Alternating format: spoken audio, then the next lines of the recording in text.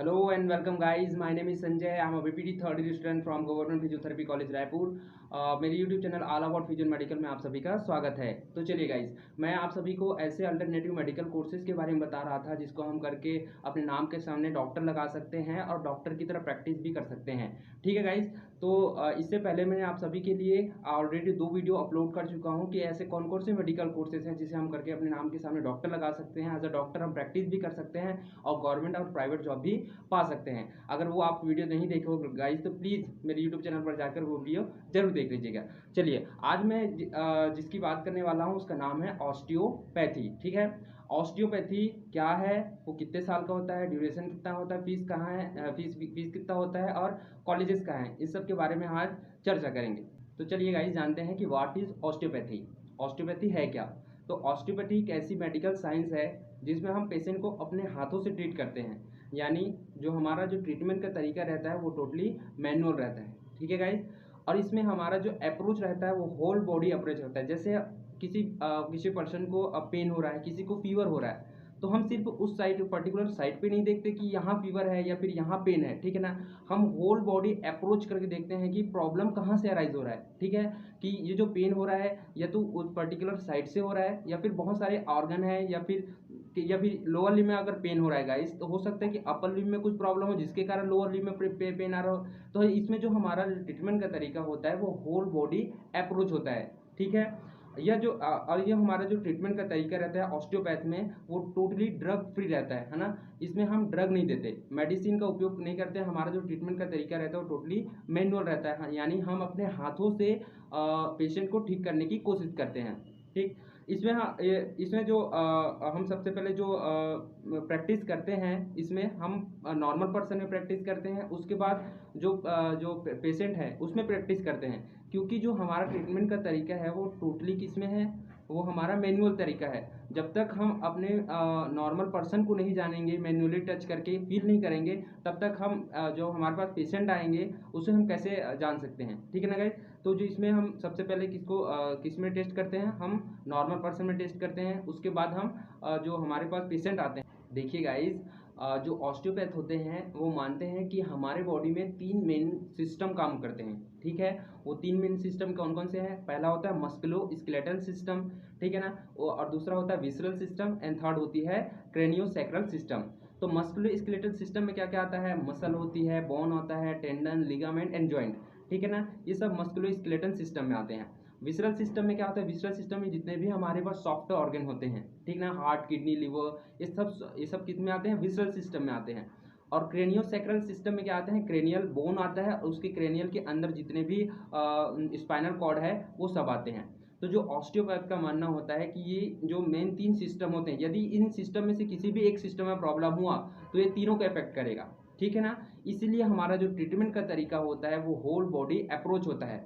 ठीक है guys, for example के लिए गाइस, जैसे हम रात को कम सोते हैं, ठीक है ना, हम रात को मान लीजिए हमने सोए नहीं है, ठीक है, तो रात में हम सोए तो नहीं है, ठीक है, लेकिन इसका इफेक्ट हमें सुबह क्या क्या चीज़ में देखने को मिलता है। जैसे हमें फीवर होता है, हेडेक होता है, ठीक है ना, फटीग होती है और बहुत सा चिड़चिड़ापन लगता है। ठीक है ना, हमारे एक ना सोने के कारण कितने सारे सिम्टम्स हमें देखने को मिल रहे हैं। सेम ऐसा ही होता है गाइस, जब हमारा एक सिस्टम अगर ठीक से काम नहीं कर रहा है तो वो बहुत सारे जितने भी सिस्टम है उन सबको इफेक्ट करता है। तो ऑस्टियोपैथ जो होते हैं वो किस में वर्क करते हैं? उसी चीज़ को ठीक करने के लिए, जो रूट कॉज है, जो मेन प्रॉब्लम कहाँ पर है उसको ट्रीट करते हैं, ना कि सिम्टम बेस्ड। ठीक है ना, वो रूट कॉज बेस्ड ट्रीटमेंट का तरीका होता है इनका, ना कि सिम्टम बेस्ड। ठीक है गाइस, अब चलिए, अब आते हैं अपने अगले क्वेश्चन की तरफ जिसमें हम जानेंगे कि क्या ऑस्टियोपैथी रियल डॉक्टर है या नहीं। ठीक है, तो देखिए गाइस, ऑस्टियोपैथी एक रियल डॉक्टर है। वो अपने नाम के सामने डॉक्टर लगा सकता है, डॉक्टर की तरह प्रैक्टिस भी कर सकता है और खुद का क्लिनिक भी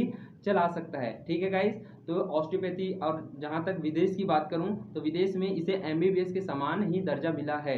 इंडिया में इसे अभी अभी ये कोर्स आया है तो उतना लोग जानते नहीं हैं। ठीक है ना, तो उतना उसको सम्मान एमबीबीएस के जैसा नहीं सम्मान नहीं मिला है, लेकिन ये एमबीबीएस के जैसा ही है। उतने साल का कोर्स है ना, उसमें इसमें भी ये डॉक्टर डिग्री है, वो भी एक डॉक्टर डिग्री है। ठीक है गाइस, अब चलते हैं अपने अगले थर्ड क्वेश्चन की तरफ कि लोगों के मन में बहुत सारी क्वेश्चन आती है कि क्या इसमें हम सर्जरी कर सकते हैं, क्या इसमें हम मेडिसिन दे सकते हैं जो एमबीबीएस डॉक्टर लोग करते हैं। तो देखिए गाइस, ये हमारा जो तरीका होता है ऑस्टियोपैथ का वो टोटली मैनुअल होता है, ठीक है ना। हम अपने हाथों से पेशेंट को ट्रीट करते हैं और उसको पेशेंट को सही करते हैं, ठीक है। अगर हमने हमने सर्जरी करना शुरू कर दिया, अगर हमने मेडिसिन देना शुरू कर दिया तो एमबीबीएस वाले क्या करेंगे, ठीक है ना गाइज। हमारा जो ट्रीटमेंट का तरीका ही है नॉन मेडिसिन, ठीक है ना। हमें मेडिसिन देना ही नहीं है, हमारा ट्रीटमेंट का तरीका क्या है, मेडिसिन देना नहीं है हमें पेशेंट को, अपने हाथों से, ठीक है ना, अपने स्किल से हमें पेशेंट को सही करना है, ठीक है गाइज। तो हमें ऑस्टियोपैथ में हम मेडिसिन प्रिस्क्राइब नहीं कर सकते, ना ही सर्जरी कर सकते हैं। चलिए गाइज, अब समझते हैं कि कोर्सेज ऑफ ऑस्टियोपैथ, ठीक है ना, कि ऑस्टियोपैथ का जो कोर्सेज है वो किस किस फॉर्म में अवेलेबल है, ठीक है ना। तो सबसे पहले बात करूं तो बीएससी जो फर्स्ट कोर्स है बीएससी ऑस्टियोपैथ है, जो 2 साल का होता है, ठीक है ना गाइज। उसके बाद आता है बैचलर कोर्स, ठीक है ना, बैचलर जिसे हम बैचलर ऑफ ऑस्टियोपैथ कहते हैं, ठीक है गाइज। तो बैचलर ऑफ ऑस्टियोपैथ करके कर सकते हैं। ये कितने साल का होता है, ये 4 साल का होता है, ठीक है। तो 2 कोर्सेज हैं इसमें, BSc osteopath and bachelor of osteopath, जिसे हम बीओ से भी कहते हैं, बैचलर ऑफ ऑस्टियोपैथ।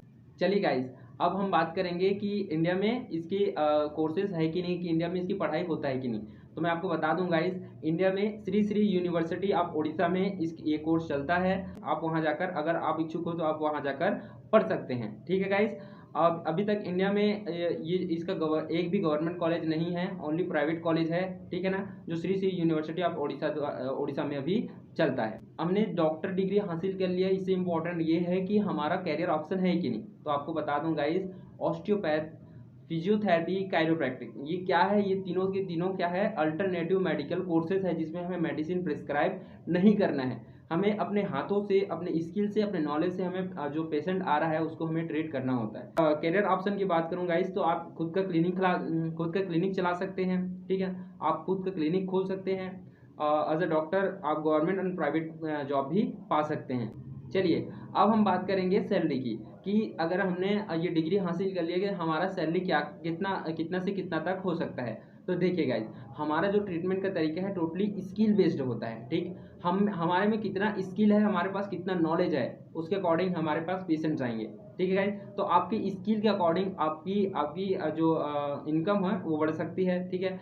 और रही बात गवर्नमेंट की, प्राइवेट जॉब, आपको प्राइवेट हॉस्पिटल में जॉब मिल सकता है, और गवर्नमेंट हॉस्पिटल में भी आपको as a doctor, as a osteopath doctor आपको अपॉइंट किया जा सकता है, ठीक है गाइज। लेकिन अभी जहाँ तक देखूँ कि इंडिया में इसका क्रेज सिर्फ प्राइवेट हॉस्पिटलों में है, प्राइवेट क्लिनिक में है, क्योंकि लोग जो होते हैं अभी इस फील्ड ऑस्टियोपैथ को उतना जानते नहीं, ठीक है गाइज। तो इसका वैकेंसी बहुत कम निकलता है, लेकिन प्राइवेट में बहुत अच्छी अपॉर्चुनिटी है, प्राइवेट करके आप अच्छा इनकम कमा सकते हैं, खुद का क्लिनिक भी चला सकते हैं, ठीक है। अब आता है अपना लास्ट क्वेश्चन की तरफ गाइस, कि क्या अब्रॉड में, विदेश में इसकी डिमांड है। तो आपको बता दूं गाइस, विदेशों में इसे एमबीबीएस के समान दर्जा मिला है, ठीक है। एमबीबीएस को जितना फीस मिलता है उतनी ही फीस ये ऑस्टियोपैथ वाले भी कमाते हैं, ठीक है ना। और विदेश में जो ऑस्टियोपैथ डॉक्टर होते हैं वो सर्जरी भी कर सकते हैं। तो ये देखिए गाइस, तो अलग अलग कंट्री, अलग अलग स्टेट वाइज अलग अलग हो सकता है, लेकिन जो ऑस्टियोपैथ है वो हमारा मैनुअल टेक्निक होता है, जिसमें हम पेशेंट को अपने हाथों से ट्रीट करते हैं, ठीक है। और हम अपने हाथों से पेशेंट को सही करने की कोशिश करते हैं, ठीक है गाइज। तो ये हुआ ऑस्टियोपैथ के बारे में। और ऑस्टियोपैथ के बारे में कोई भी जानकारी अगर छूट गया हो गाइज, तो प्लीज़ कमेंट बॉक्स में बताइएगा, मैं आपका जो भी क्वेश्चन रहेगा उनका आंसर देने की कोशिश करूँगा। तब तक के लिए थैंक यू।